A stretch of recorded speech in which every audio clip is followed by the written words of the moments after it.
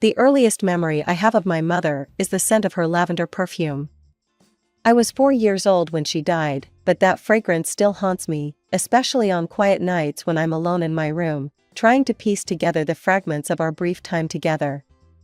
My name is Chloe, and this is the story of how I lost 2 families and found myself. I don't remember much from the weeks after Mom died. Most of my time was spent at my grandparents' house, a cozy 2-story home that would later play a crucial role in my life. Grandma Martha and Grandpa Joe tried their best to shield me from the pain, keeping me occupied with cookies and stories while Dad handled the funeral arrangements. 1 year passed in a blur of transitions between Dad's house and my grandparents'. I didn't realize it then, but looking back, I can see how Dad was gradually pulling away, spending less time with me and more time elsewhere. I'd hear snippets of adult worry, words like too soon and moving on, but I was too young to understand their significance. I was 5 when Dad brought home the news that would change everything. I remember sitting on our worn living room couch, my small legs barely reaching the edge, when he walked in with a woman I'd seen a few times before. She had long brown hair and a kind smile that didn't quite reach her eyes. "Chloe, honey," Dad said, his voice carrying a forced cheerfulness that even my young mind detected, "this is Linda. We got married last weekend, and she's going to be your new mom." I stared at Linda's stomach, which showed a noticeable bump under her flowered dress. Dad followed my gaze and added, "And you're going to have a baby sister soon. Isn't that exciting?" The word exciting hung in the air like a lead balloon. Linda stepped forward, her hands clasped in front of her. "I know this is a lot to take in, Chloe. But I promise we'll make it work." I remember nodding, not because I agreed, but because it seemed like the thing to do. I retreated to my room that night and pulled out the only photo I had of my mom showing her holding me as a baby, both of us laughing at something off camera. I touched her face gently, trying to remember the sound of her laugh. It was strange watching Dad transform into a different person. The man who used to spend weekends taking me to the park now spent his time painting the nursery and attending birthing classes with Linda. I tried not to mind, really, I did. After all, Linda wasn't unkind to me. She'd drive me to school in her blue Honda, ask about my day, and make sure I had everything I needed. But there was always something temporary about her attention, like she was babysitting rather than parenting. I'd catch her absent-mindedly rubbing her growing belly while I told her about my day at school, her eyes glazed with thoughts of her own baby. "Linda, can we get ice cream?" I asked one afternoon after school. "Not today, sweetie. I need to rest, the baby's been kicking all day," she replied, heading straight for the couch. It became a common response, "Not today, maybe later, another time." Then Emma arrived. I remember the day Dad brought them home from the hospital. He was carrying this tiny bundle wrapped in a pink blanket, his face glowing with a pride I'd never seen before, not even in the photos of him holding me as a baby.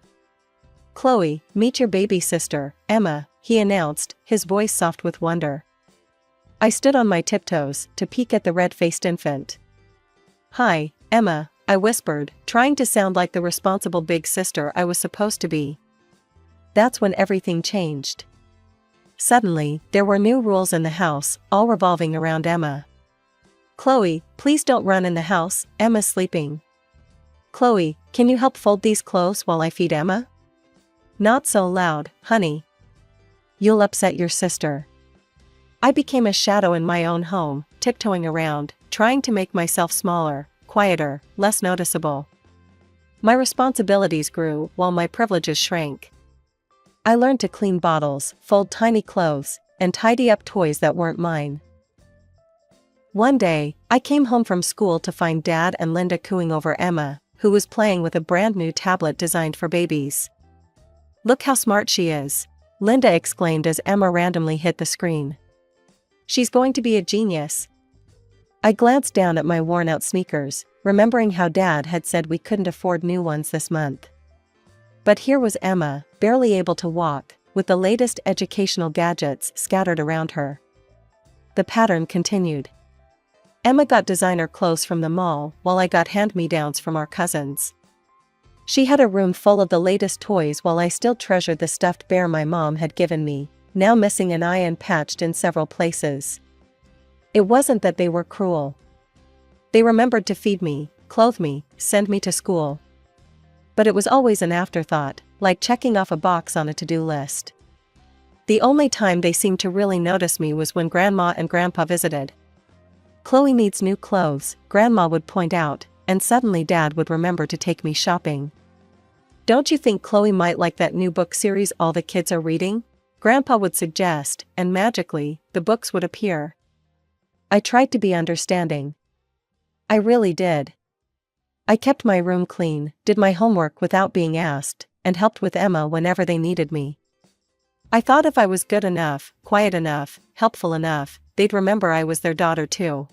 When Emma started walking and talking, I thought things would get better. I imagined us becoming best friends, sharing secrets, and playing together like the sisters I saw on TV. I even decorated half of my room with welcome signs the day she was old enough to string full sentences together. "Want to play dolls with me, Emma?" I asked hopefully one afternoon. She looked at me with those calculating eyes that seemed too old for her 4-year-old face. "No, I want your dollhouse." "But that's mine. Grandma gave it to me for Christmas," I protested. Emma's response was to march straight to Dad and Linda, her face scrunching up in that familiar way that meant trouble for me. "Daddy, Chloe won't share her toys with me," she wailed, tears appearing on command. "Chloe," Dad's voice boomed from the kitchen. "Stop being selfish and let your sister play with your toys." That was just the beginning. Soon, Emma figured out she could take anything of mine she wanted. My art supplies, my books, even my clothes, nothing was off limits. When I tried to get them back, it always ended the same way. "Mom, Chloe's being mean again." "John, tell your daughter to stop bothering Emma." But the toy snatching was just the warm-up. Emma developed a talent for setting traps that would get me in trouble. Like the time she deliberately spilled juice on her new dress and told our parents I'd pushed her. Or when she broke her tablet and claimed I'd done it out of jealousy. Each time, I'd try to defend myself. "That's not what happened. She's lying." And each time, Dad would shake his head disapprovingly. "Stop trying to get attention, Chloe. Go to your room." My only refuge was at my grandparents' house. They saw through Emma's act and weren't afraid to say so. "John," Grandpa would say to Dad during Sunday dinners, his voice firm but tired, "you need to treat your daughters equally." "We do treat them equally," Linda would snap back. "But Chloe is just difficult. Always causing problems, always fighting with Emma. While Emma is such a sweet, well-behaved child." I'd sit there, pushing food around my plate, as Grandma's voice would rise. "Open your eyes. That sweet child of yours is manipulating everyone in this house. You're raising a little con artist, and you can't even see it." "Mother, please," Dad would try to intervene.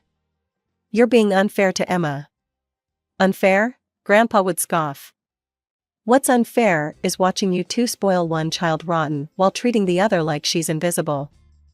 That's what's unfair." But it was like talking to a wall. Dad and Linda had their narrative about their perfect younger daughter and their problematic older one, and nothing could shake it, not even the truth staring them in the face.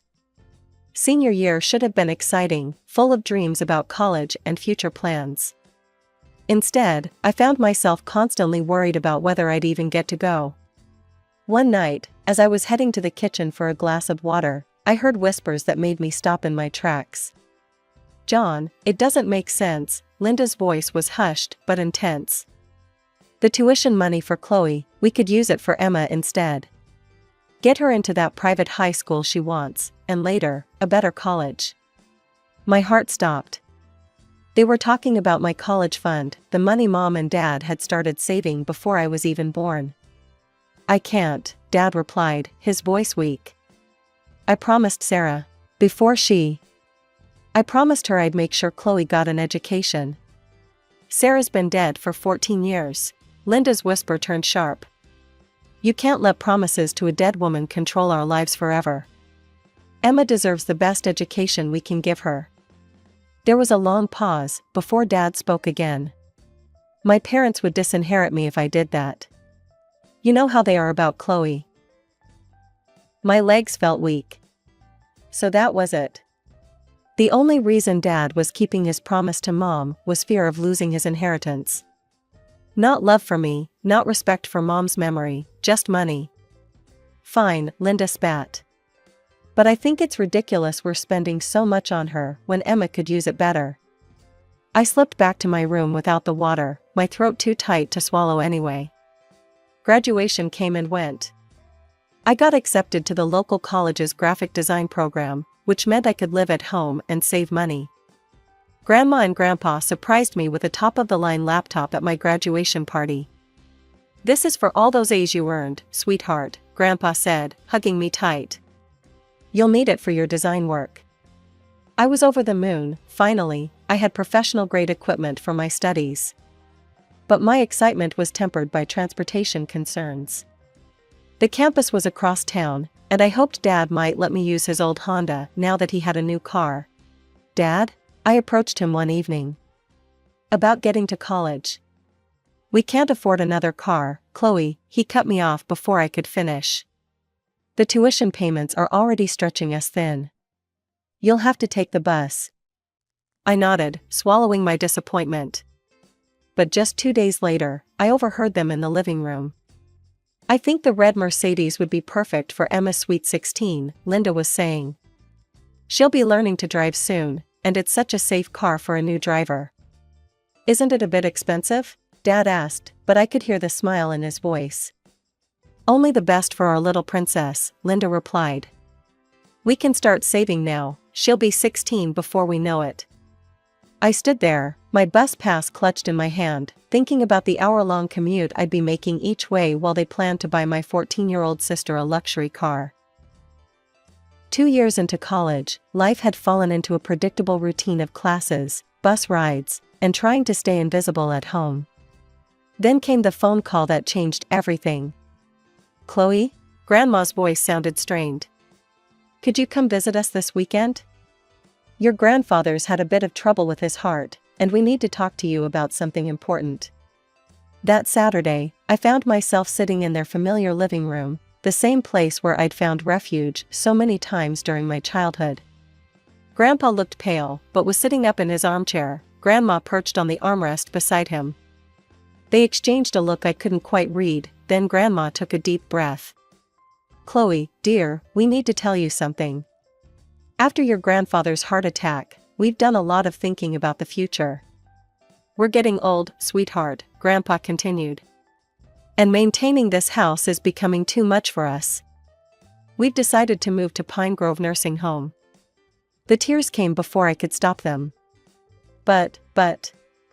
Now, Grandma moved to sit beside me, pulling me into a hug that smelled of her signature lavender perfume, so similar to Mom's. "We'll have excellent care there. And you can visit anytime you want." "I'll come every weekend," I promised through my tears. They both laughed, the sound warming the room. "You most certainly will not," Grandpa declared. "You're young. You should be out with friends, living your life, maybe meeting a nice boy." Then their faces grew serious again.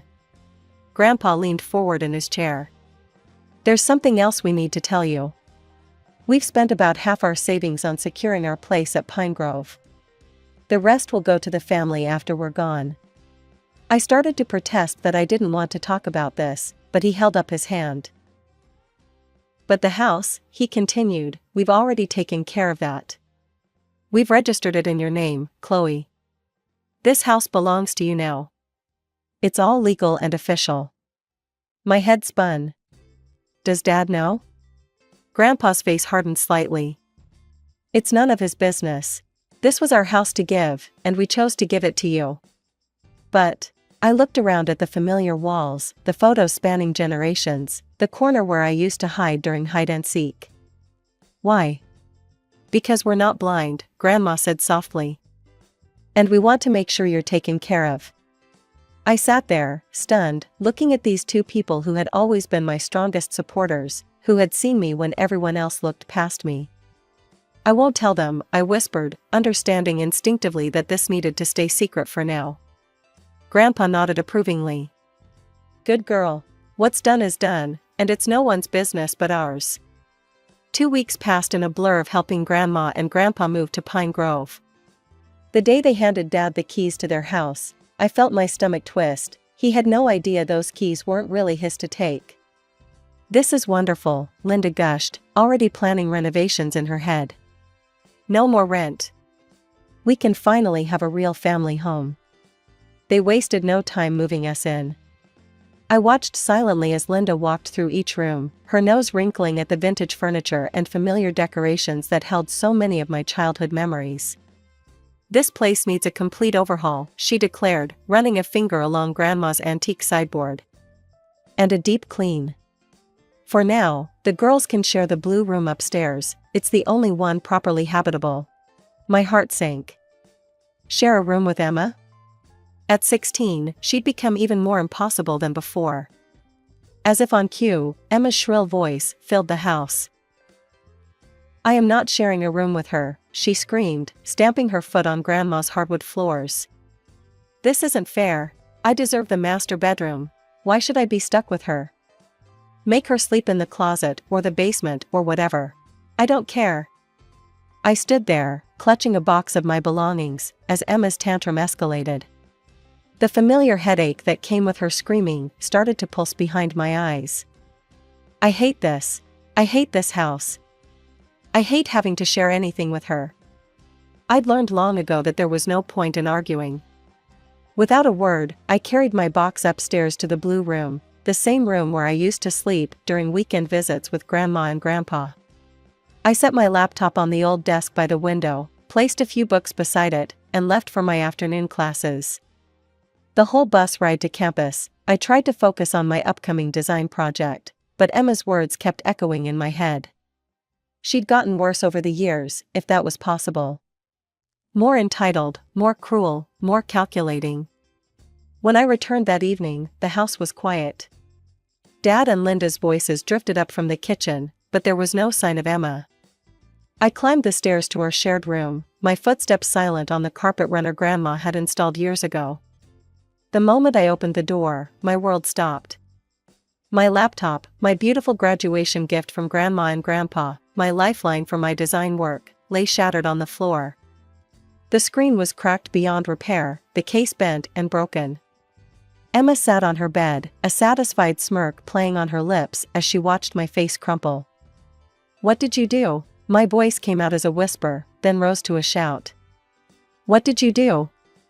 "Oops," she said, examining her perfectly manicured nails. "Accidents happen. But go ahead, try telling them. We both know who they'll believe." She leaned forward, her voice dropping to a whisper. "I did it on purpose, and there's nothing you can do about it." Something inside me snapped.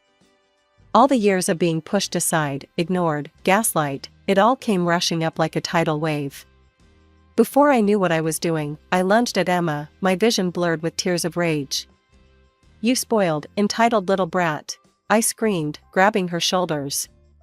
She shrieked, not her usual calculated cry for attention, but a genuine sound of surprise. We tumbled onto the floor, years of pent-up frustration finally exploding. "Help! She's crazy! Help!" Emma screamed, while I kept shouting about all the times she'd destroyed my things, lied about me, made my life miserable.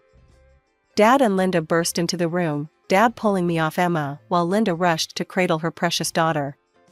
"Look!" I pointed at my shattered laptop, my voice breaking. "Look what she did. Grandma and Grandpa's graduation gift, she destroyed it on purpose." She admitted it. Emma's face transformed instantly, tears streaming down her cheeks as she clutched Linda. "It was an accident. I just bumped into the desk, I didn't mean to." And then she attacked me like a wild animal. "You evil, horrible girl," Linda shrieked at me, her face contorted with rage. "How dare you attack my daughter? John, I want her out of this house. Now. She's dangerous." I turned to Dad, desperately hoping he'd finally see through Emma's act. But his face was hard, closed off. "Pack your things," he said coldly.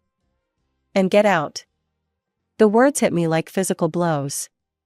"Why?" I whispered, then found my voice. "Why do you always choose them?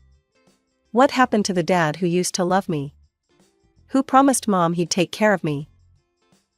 His face reddened with anger. "Don't you dare bring your mother into this. You want to know the truth? You've been nothing but a burden since she died. A constant reminder of a past I wanted to forget. Linda and Emma are my real family now. You're just excess baggage we've been carrying around. You have 1 hour to leave my house." As he turned to leave, Emma's smug voice piped up. "I can finally have this room all to myself. I'm thinking pink walls, maybe a crystal chandelier." Linda joined in, already planning the renovation. "We'll get you new furniture, sweetheart. Make the space truly yours." Something shifted inside me at that moment. A lifetime of being pushed aside, of swallowing my words, of trying to be smaller, it all fell away. I stood up straighter, my voice clear and strong. "Actually, this isn't your house to renovate." They all turned to stare at me. "What are you talking about?" Linda snapped. With steady hands, I reached into my purse and pulled out the property documents Grandpa had given me. "This house belongs to me. Grandma and Grandpa transferred ownership to me before they moved to Pine Grove. If anyone's leaving, it's you three." The silence that followed was deafening.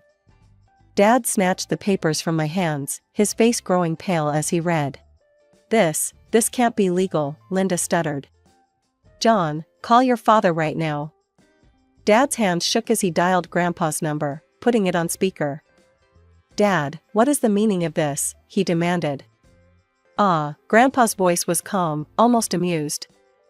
"I see Chloe's finally told you about the house. How could you do this to us?" Dad's voice cracked. "How could we do this?" Grandpa's voice turned hard. "How could you do what you've done to Chloe all these years? We watched you turn from a loving father into a spineless man who lets his wife and spoiled daughter walk all over him and abuse your firstborn child. Yes, we gave the house to Chloe. We knew this day would come, when you'd finally show your true colors." Dad started to respond with something angry, but Grandpa cut him off. "Choose your next words very carefully, son. One more disrespectful word, and you and your precious Emma lose your inheritance too. Your choice." I looked at the three shocked faces before me, my father, Linda, and Emma. They'd gone from righteous anger to stunned silence in the span of minutes. Now Linda was backpedaling fast. "Chloe, sweetie, we were just upset about the fight. We didn't really mean any of it. Of course we don't want you to leave. We were just joking." Her voice had that sickly sweet tone she used when trying to manipulate situations. "I have a really bad sense of humor," I replied, my voice steady. "So I'm going to take everything you said at face value. You have 1 week to find a new place and move out. I'll be staying at a hostel this week while you pack. I don't trust myself to be around any of you right now." "Chloe, please," Dad started, but I cut him off. 1 week. After that, I'm changing the locks." I walked out of my grandparents' house, no, my house, that night with my head held high, even as tears streamed down my face. The hostel bed was uncomfortable, but it was better than staying under the same roof with people who'd just shown me exactly who they were. True to my word, they were out within the week. On moving day, they made one last attempt at reconciliation. "We're so sorry," Dad said, standing in the doorway with the last box. "We realize now how horrible we've been." Linda nodded, frantically. "We never meant for things to go this far." Even Emma managed to look somewhat contrite, though she said nothing. I stood silently, watching them leave. Sometimes silence speaks louder than words. 3 months later, I sat in Grandpa and Grandma's room at Pine Grove, telling them everything that had happened since moving day. The afternoon sun streamed through the window as Grandma poured tea into delicate cups. She'd insisted on bringing her good china to the nursing home. "You did the right thing, standing up for yourself," Grandpa said, but his eyes were sad. Though I hope someday you can all find a way to be family again. Grandma reached over and squeezed my hand. But only when you're ready, dear. And only if they've truly changed. I nodded, telling them about my decision to rent out the house while I finished college. The rental income helped cover my expenses, and I'd found a small apartment closer to campus. I'd even been able to replace my laptop with the first month's rent. Dad called yesterday, I said quietly, stirring my tea. They're living in some rundown apartment complex on the edge of town. He apologized again, said they're struggling. And how do you feel about that? Grandma asked gently. Honestly? Part of me feels guilty, but another part thinks they needed to experience consequences for once. I set my cup down. I told him I don't know if I'll ever be able to forgive them, or if I even want to try. That's fair, Grandpa said. Some wounds take a long time to heal. I'm graduating next semester with my degree in graphic design. I've already had some promising interviews with local agencies, and my portfolio is getting stronger every day. Sometimes I drive by the house and see the young family who's renting it now, their kids playing in the yard, lights glowing warmly in the windows at dusk. Maybe someday I'll move back in. Maybe someday I'll even be ready to have a relationship with Dad, Linda, and Emma again. But for now, I'm focused on building my own life, one where I don't have to make myself smaller to make room for anyone else.